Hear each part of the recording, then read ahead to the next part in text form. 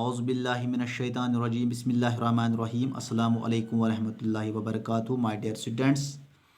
Once again I welcome you all in my today's lecture, and our today's topic is a poem, the music of your voice. But before moving towards this topic, let's have a brief introduction about the poet who has written this poem. Clarence Michael James Stanislaus Denis is the name of the poet who has written this poem, and he is better known as C.J. Dance. He was an Australian poet known for his humorous poems. C.J. Dance was born on 7th of September 1876 in Auburn, Australia, and he died on 22nd of June 1938. Okay, तो ये था थोड़ा सा introduction किसके मुतलिक, poet के मुतलिक, सीजे dance के मुतलिक.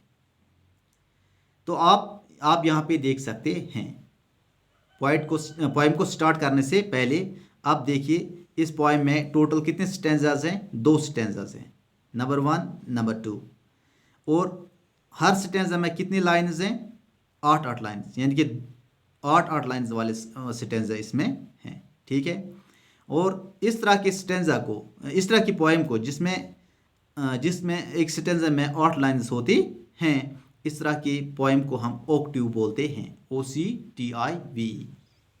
आई बात समझ आपको dear students. So now let me to recite this poem to you. A vase upon the mantelpiece, a ship upon the sea, a goat upon a mountain top are much the same to me. But when you mention melon jam, or picnics by the creek, or apple pies, or pantomimes, I love to hear you speak. The date of Magna Carta, or the doings of the Dutch, or capes, or towns, or verbs, or nouns, do not excite me much. But when you mention boat rides down by the sea for choice, or chasing games, or chocolates, I love to hear your voice.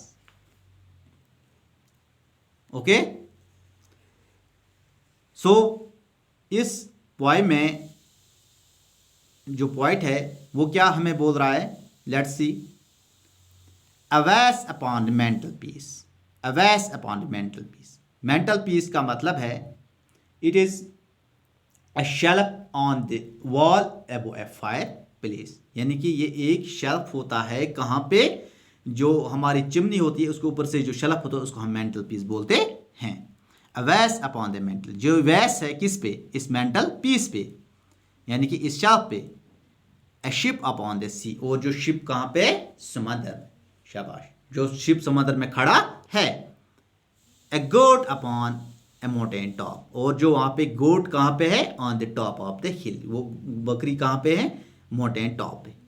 Or much the same to me. Poet says that all these things are same to me. Same to me means these things are boring for me. These things are boring for me. यानी कि ये चीज़ें शायर को क्या करती हैं, bore करती हैं. क्यों बोर करती हैं, यानी कि जो अगर हम अंदाज़ा लगाएंगे यहाँ पे कि जो वैस है मेंटल पीस पे, इसमें फ्लावर तो रखे हुए हैं, लेकिन फ्लावर कहाँ पे होते हैं, गार्डन में होते हैं. जब अच्छी तरह से वो वहीं पे जचते हैं. फ्लावर ज़्यादा अच्छे गार्डन में ही लगते हैं. और शिप जब समुद्र में होता है, जब वो चलता हुआ अच्छा लगता है, जब वो खड़ा समुद्र में होगा तो अच्छा नहीं लगता है. इसीलिए जो शायर है यहाँ पे वो समझाना चाहता है कि ये चीज़ें मेरे लिए यकसां हैं, यानी कि ये चीज़ें मेरे लिए सेम है, बोरिंग है. क्यों, क्योंकि इनमें कोई मोमेंट नहीं है, इन चीज़ों में इसको कोई मोमेंट नज़र नहीं आ रही है. Okay. But when you mention melon jam, और पिकनिक्स बाय द क्रीक, और एप्पल पाइज, और pantomimes, I love to hear you speak. हाँ, साथ में बोल रहा है but when you mention melon jam, जब आप मेलन जैम की बात करते हैं. मेलन किसको हम बोलते हैं, शाबाश, मेलन ये एक फ्रूट है. कौन सा फ्रूट है, a round shaped pinkish orange colored fruit. ये राउंड शेपर्ड होता है और पिंकिश ऑरेंज कलर का अंदर से ये फ्रूट होता है, उसको हम मेलन बोलते हैं। जब आप मेलन जैम की बात करते हैं और picnic is by the creek, picnic is by the creek, to go for picnic is by the creek, by the creek means by the stream, by the stream और बाय द ब्रूक, और by the brook यानी कि छोटी सी नहर, उसी को हम creek बोलते हैं। ओके, यहाँ पे नीचे दिए गए हैं इन डिफिकल्ट वर्ड्स की जो मीनिंग है वो आप यहाँ पे दी गई है, आप उसको यहाँ पे देख सकते हैं। शाबाश। और एप्पल पाइज आर पैंटोमाइमस, और apple pies or pantomimes. Apple pies means it is same like samosa, जैसे हम समोसा को बनाते हैं इस तरह एप्पल पाइज बनाए जाते हैं। और पैंटोमाइमस, पैंटोमाइमस क्या है शाबाश dear students? Pantomimes a type of play in which stories are told by gestures and body movements and not words। यानी कि ये एक किस्म का जो खेल है जहाँ जिसमें स्टोरी बताई जाती है कि कैसे इशारों से, बॉडी मूवमेंट से, ज़ुबान से नहीं बोली जाती है, यानी कि वर्ड से नहीं उसको बोला जाता है, वर्ड्स नहीं उसमें इस्तेमाल होते हैं। Okay, I love to hear you speak. जब आप इन चीज़ों की बात करते हैं तो मुझे बहुत अच्छा लगता है। I feel very interesting, I feel very interesting, यानी कि मुझे बहुत अच्छा लगता है जब आप, शायर बोल रहे हैं, पोइट बोल रहा है कि जब आप इन चीज़ों का जिक्र आता है। किसका? शाबाश। Melon jam, picnic is by the creek, apple pies और pantomimes, I love to hear you speak, these things are very interesting for the poet. Poet finds these things very interesting. Okay. The date of Magna Carta or the doings of the Dutch. दूसरा stanza में है the date of Magna Carta or the doings of the Dutch or capes or towns or verbs or nouns do not excite me much. The date of Magna Carta. Date तो पता ही है, तारीख जिसको हम बोलते हैं। Magna Carta means, शाबाश, क्या Magna Carta क्या है? A document signed by King John of England in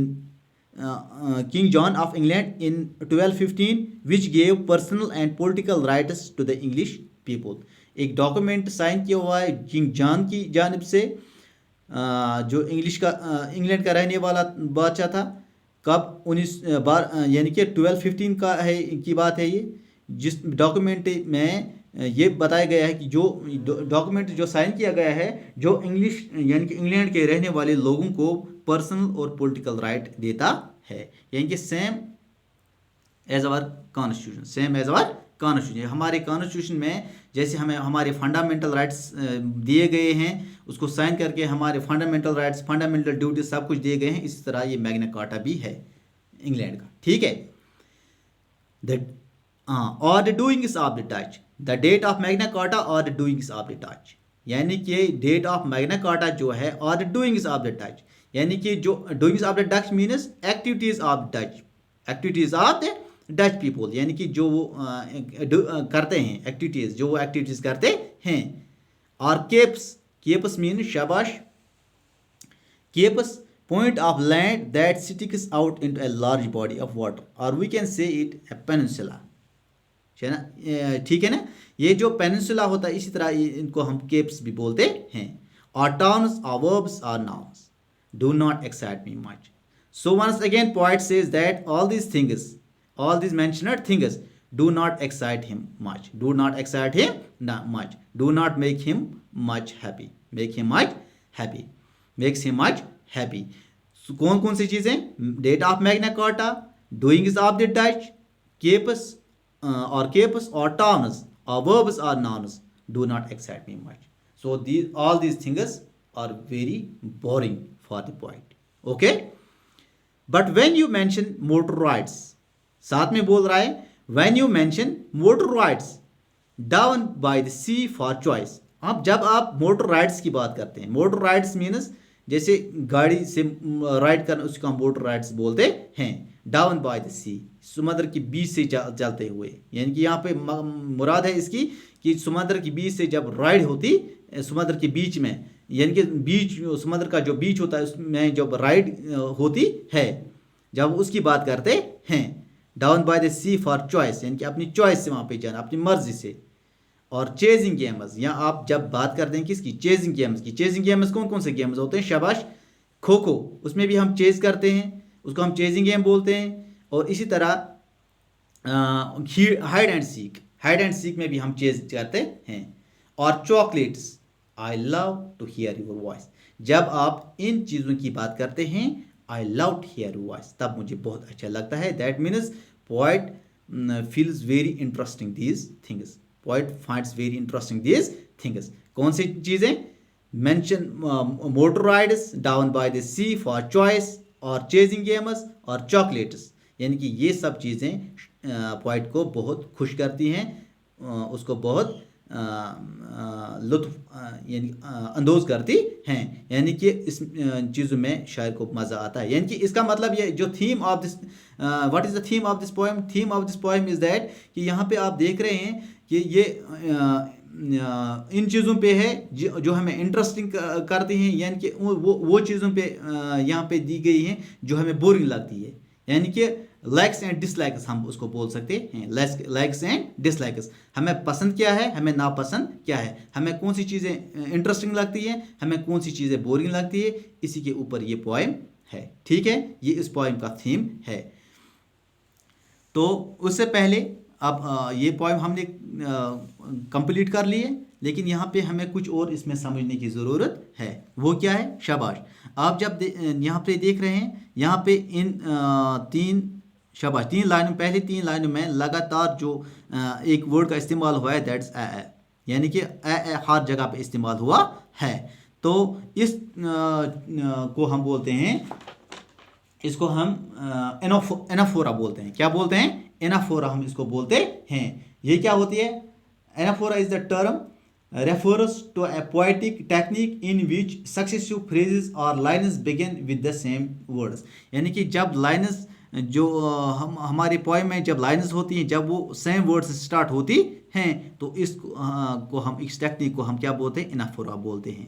इस टेक्निक को हम एनाफोरा बोलते हैं। तो इसी तरह अगर आप यहाँ पे देखेंगे, यहाँ पे हम मेंशन मेलन, यानी कि इनका जो पहला जो वर्ड है वो क्या है? कॉन्सोनेंट साउंड इसमें आ जाते हैं, मेंशन मेलन। इसी तरह अगर आप देखेंगे पाइज पैंटोमाइमस, तो इस तरह की जो चीज़ है, इसको हम क्या बोलते हैं? इसको हम एलिट्रेशन बोलते हैं। अब एलिट्रेशन क्या होती है? Alliteration is a literary technique when 2 or more words are linked that share the same first consonant sound, यानी कि जब इनका जो फर्स्ट कॉन्सोनेंट साउंड है वो सेम होता है, तो उस तरह की टेक्निक को हम क्या बोलते हैं? इसको हम एलिट्रेशन बोलते हैं। इसको हम एलिट्रेशन बोलते हैं। अब इसमें एलिट्रेशन यहाँ पे भी आ जाती है, और शाबाश, पाइज और पैंटोमाइम्स यहाँ पे भी इसमें एलिट्रेशन का इस्तेमाल हो जाता है। अब साथ में हमें क्या करना है? What is the rhyme scheme of this poem? इस पोएम का जो राइम स्कीम है, हमें इसको ढूंढना है, हमें इसको दिखाना है। शाबाश, कैसे निकालेंगे? राइम स्कीम क्या होती है? First of all let me tell you, rhyme scheme क्या होती है? A rhyme scheme is the pattern of rhyming words at the end of each line of a poem, यानी कि जो लास्ट लाइन जो एंड होती है, उसका जो राइमिंग वर्ड होता है, उस तरह के जो पैटर्न वहाँ पे दिए होते हैं, बहुत सारे लाइन, उसको हम क्या बोलते हैं? उसको हम राइमिंग स्कीम बोलते हैं, उसको राइम स्कीम बोलते हैं। तो यहाँ पे अगर आप देखेंगे, Awais upon the mental peace, mental peace यहाँ पे हम इसको मार्क करेंगे ए से। शाबाश। इसी तरह a ship upon the sea, mental peace और सी आपस में राइमिंग वर्ड्स नहीं है, तो हम यहाँ पे इसको लगाएंगे बी का मार्क, यानी कि बी का निशान लगाएंगे। A goat upon a mountain top, mountain top, यानी कि ये इसके साथ नहीं मिल रही, राइमिंग वर्ड्स इसका नहीं बन रहा है ये, तो इसको हम क्या करेंगे? इसको हम सी लिखेंगे। और much the same to me, me और सी आप देख रहे हैं ये दो आपस में क्या है? राइमिंग वर्ड्स है। तो यहाँ पे हमने इसको बी लिखा था, इसको भी हम क्या लिखेंगे? बी लिखेंगे। तो अब यहाँ पे हमें समझ आया कि इसकी राइम स्कीम क्या है। क्या है? A B C B. तो we can say that A B C B is the rhyme scheme of this poem, is the rhyme scheme of this poem। तो इसी तरह आप देखेंगे नीचे यहाँ पे ऐसे आएगा जैम, इसको A का आप मार्क कीजिए, शाबाश। क्रीक, इसको आप B लगाइए, शाबाश। पैंटोमाइम्स C, स्पीक B। अब क्रीक और स्पीक आपस में मिल रहे हैं तो ये भी बन जाता है ABCB, यानी कि rhyme scheme of this poem is ABCB। इस तरह आप यहाँ पे आप खुद इसको बना सकते हैं, ठीक है। तो लेकिन उससे पहले आपको होम असाइनमेंट के लिए यहाँ पे दे रहा हूँ, आप देख सकते हैं in your notebooks write in your, आपको नोटबुक पे नहीं लिखना है, but you have to write down these things on your rough notebook, यानी कि रफ नोटबुक पे आप क्या करोगे, आप लिखोगे तीन यहाँ पे दिए गए हैं, लेकिन आप 5 लिखोगे, 5 ऐसे थिंग्स जो आपको इंटरेस्टिंग लगती हैं और 5 ऐसी थिंग्स जो आपको बोरिंग लगती हैं, यानी कि you have to write down 5 interesting things and 5 boring things on your rough notebook. और उसके बाद आप उसको क्या करोगे, उसका फोटो उठा के मेरे पर्सनल व्हाट्सएप नंबर पे मुझे सेंड करोगे। Okay my dear students, see you in our next lecture. Until then, you take care of yourself. Fi amanillah.